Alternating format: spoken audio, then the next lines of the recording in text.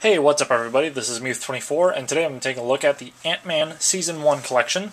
This is part of a series of comics that Marvel did a couple years back where they revisited the origin stories of some of their most well-known heroes, or their most important heroes in the comic book universe, and kind of updated their origin story to make it more accessible to new readers, and also kind of fit better in the modern day and age. So this has new artwork, some reworked dialogue, and is in a more modern setting.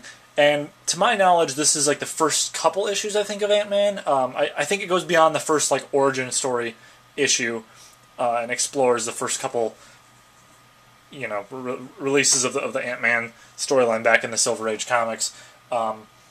There's a few other entries that they've done of this Season 1 release, and there's some of them listed in the back, not all of them, but I'm just going to read those off real quick. You have one for Doctor Strange, which I also picked up and we'll do a review on at some point. There's one for Hulk, one for the X-Men, one for the Fantastic Four, one for Daredevil, one for Spider-Man. Those are just ones listed in the back. I know there's also one for Iron Man and a standalone one for Wolverine.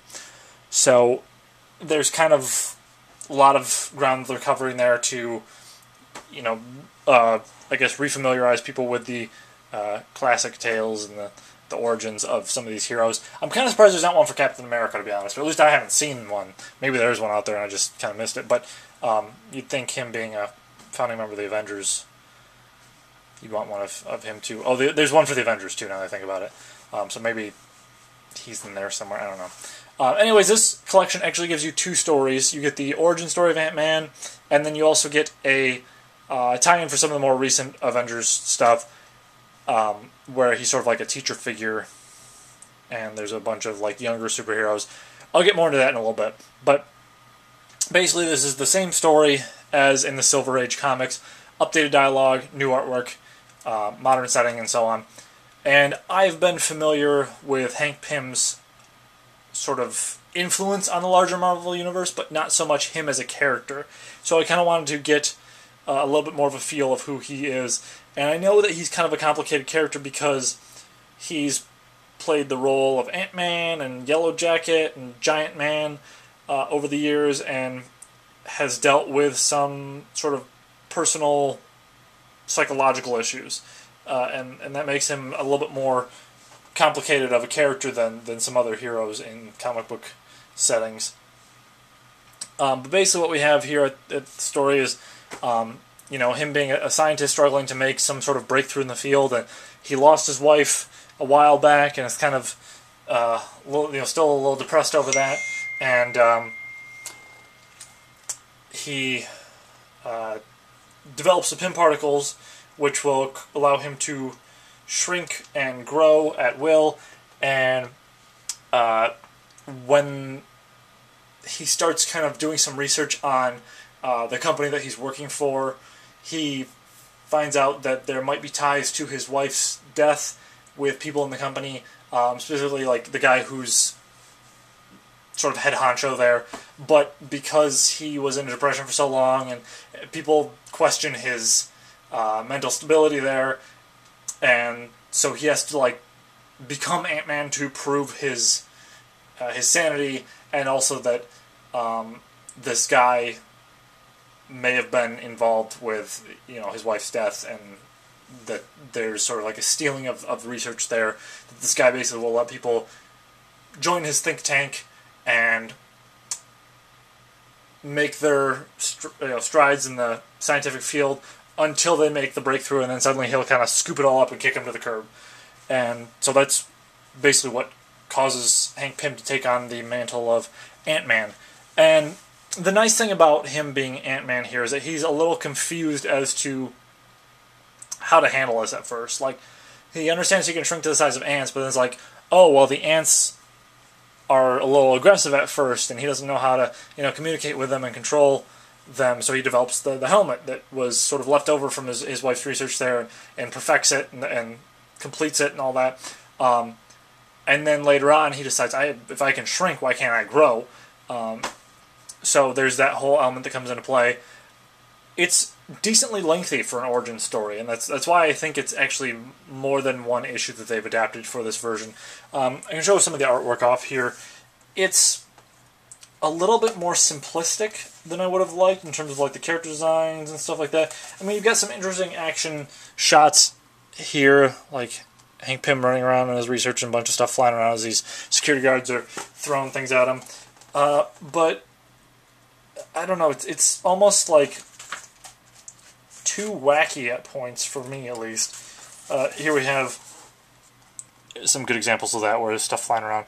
It's almost like too cartoony at some points there, but then you have a lot higher detail, like when he's caught up in the spider's web here, and when he's growing to giant size and building the Ant-Man suit. Yeah, here we go. That's a really good shot, I think. I think that the muscle definition and like the shading and the details in the environment there are pretty well done. So the comic, I feel like, is a little inconsistent there, because on the one hand you have these more simple character designs that actually remind me a lot of the Sentinels of the Multiverse card game, which had some more simplistic artwork from the outset because it was just a handful of guys making their own game. For anyone who's familiar with that, it's basically like Justice League and Avengers put into a card game that plays more like a board game. It's really cool. I highly recommend people check it out. But it's got more simplistic art style because it's such a small team of people working on it, right? This being Marvel property, you'd think they would be able to, I don't know, keep the art style consistent, maybe more consistently complicated there. Or not complicated, but more detailed and, interesting looking. Because later on it definitely has some really cool panels, but that first bit, and it doesn't start off simple and then suddenly become like more highly detailed. It kind of dips back and forth, which is weird. The modern setting, I think, works to a certain extent. For the most part, it's good because instead of it being like, oh, how do you get this serum with, like in a 60s setting where we're kind of harkening back still to the 50s and 40s culture and all that, it makes more sense to have him in this tube with the gas that causes the Pym particles to, shrink and expand and all that. The fact that he has an assistant or a friend's garage to set up a makeshift lab when he gets kicked out of the think tank helps the story a lot too.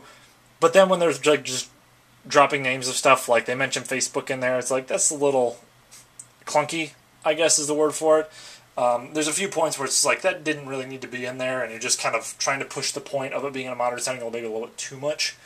I don't mind them having modern cars and stuff in the background and more modern settings for the lab and the houses and all that. That's just fine by me. But when you're really trying to like throw in people's faces like, yes, this is in the 2000s, like, great, Facebook is the thing, but we don't need that name thrown in there just for the sake of reminding us. The dialogue is also a little clunky. I guess is the best word I can use for it, much like the putting things in a more modern setting there. It's definitely updated from the Silver Age origin story, but only so much. There's still some parts where it feels like we're getting a vocalized internal monologue, or a monologue that should be internal. That's he's saying what he's doing and all that. It's not as bad as with the older comics. That used to be a thing that would happen all the time in the 60s and 70s there with comic book superheroes, where they would always say exactly what they're doing, and it's like, I know you need to fill in the bubble here, or the text bubble, and fill in the panel, but like, come on, you can do anything else other than him talking to himself. So it's not excessive, but it is a little annoying to have to read that stuff a bunch in this collection. The second comic is a little bit of an odd choice, I felt, because it doesn't have that much to do with Ant-Man. It's all about these kids that he's sort of overseeing as they develop their superpowers and try and learn to control them and all that. And they go through training sessions and all that good stuff. And there's this whole facility that he has set up. And it's after Civil War, because they make mention of how Civil War started and how it escalated and all that.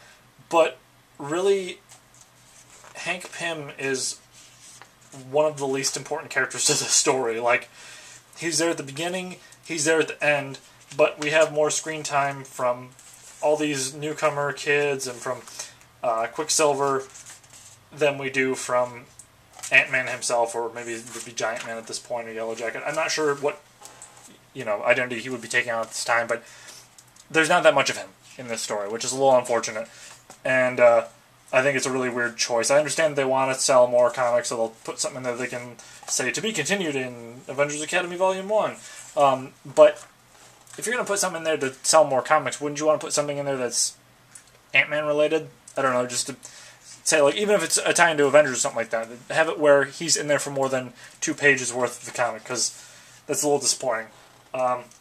We do have in the back here the plot of some of the comic here, all in text form, so you can look through that. You've got some sketches here from the retelling of the origin story,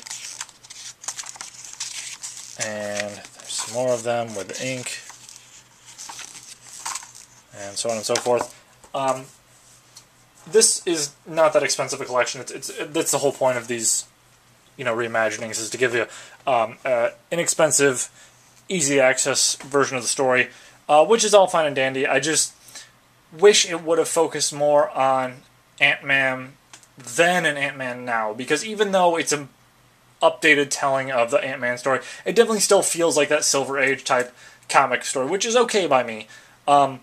But I wish that the second comic in there, because they threw a second one in there in the first place, I wish that would have given us a better idea of who Hank Pym is now. And it really doesn't. It's just kind of a brief mention of him with a bunch of other characters doing, whereas Hank Pym is just talking and being there in the background. So that's a little unfortunate. So can I recommend this? I mean, if you want to get familiarized with the Ant-Man story, the origin story rather, sure. I think that these Season 1 collections are probably kind of hit or miss. I've heard good things about certain ones and not so great things about other ones. So it really depends on how much you want to know about Ant-Man. Because if you can just, sit through the Silver Age origin story and kind of, in your head, imagine what it would be updated, it's not going to be that terribly different. But if you're looking for something that's a more complete telling of who Hank Pym is, this just isn't going to give you that, unfortunately, which is a bit of a disappointment, because I would have liked to have seen more out of this.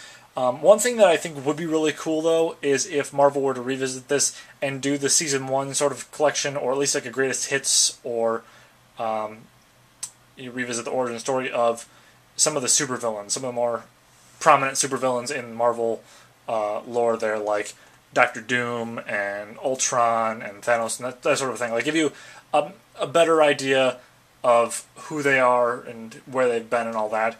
Because there's a lot of big supervillains out there in the comic storyline that I think the writers know a lot about, but we as readers may not be as familiar with some of their crowning achievements and all that in the comic book storyline. So that's just kind of my 2 cents. I think it'd be kind of cool if they did supervillain exploration stories that are kind of like these. But this is just kind of an okay collection. It's not terrible, but it's not great either. So again, it really depends on how much you want to jump on the Ant-Man bandwagon here. That's the reason that I got it, was just kind of to familiarize myself for Phase 3. I would like to read more of Ant-Man, but I'll have to look into what stories are sort of most recommended for better understanding him, if there's Avengers stories, if there's standalone Ant-Man stories, that sort of thing. So that's pretty much it for this review, and with that, I will see you guys next time.